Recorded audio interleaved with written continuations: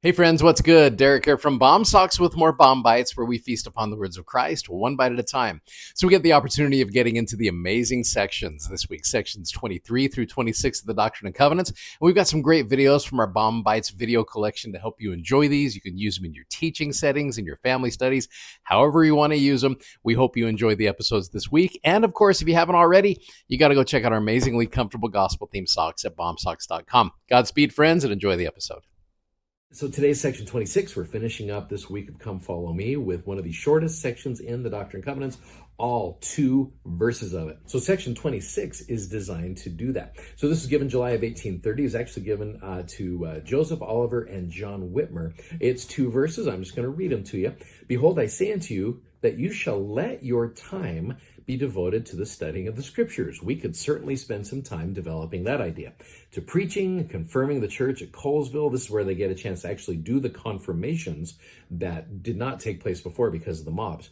And to performing your labors on the land, such as is required, until after you shall go to the west to hold the next conference, and then it shall be made known what you shall do. And then verse 2, and all things shall be done by common consent in the church, by much prayer and faith. For all things you shall receive by faith. Amen. There you go. There's the whole section. So, like I said, that first one, time devoted to studying the scriptures, we could certainly develop that idea. But I want to go to verse 2, where it talks about let all things be done in common consent. So in the Come Follow Me manual, there's a cool little paragraph about common consent. It says, when members receive callings or priesthood ordinations in the church, we have the opportunity to formally sustain them by raising our hands as a show of support.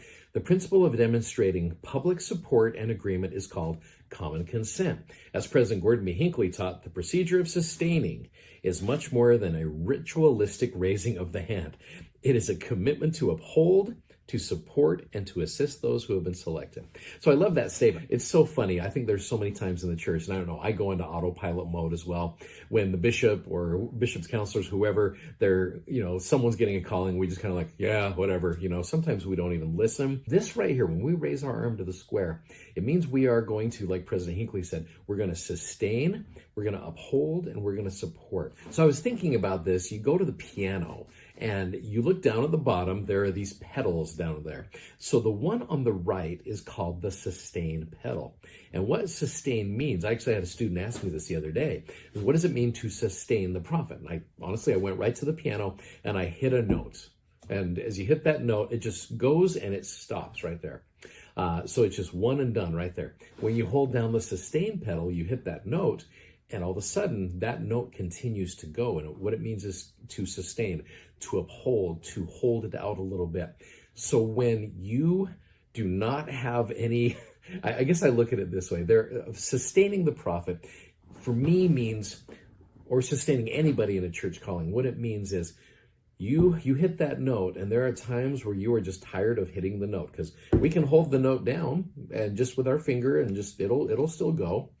But there are times where it gets tiring to do that. So we hit that note, and then we hit the sustain pedal. And when it gets tired, we're still able to have that note continue on. I hope that makes sense. In my mind, it makes sense. But just when we get exhausted, when we get like that, our sustaining of the prophet will enable us to be able to continue to do what we need to do. I know that's kind of a short little message, but I really believe that's what it means to sustain someone in a church calling. And for me, I know whenever I've been called to any kind of calling and I see people raising hands, it's a humbling experience because, it's like, hey, I appreciate that. So these are people who are willing to help you in that calling. And so when we sustain, I don't want you to take that lightly. I think it's an important thing when we all sustain the prophet and we sustain others in their callings. It really helps them, but it also helps us as well. Hey, thank you so much for watching. Thanks for subscribing. Thank you for sharing these messages. We are so grateful that you do that. If you like what you see, please click the like button. And like I said, check out our socks, bombsocks.com. Godspeed, friends. We'll see you. Take care. Bye-bye.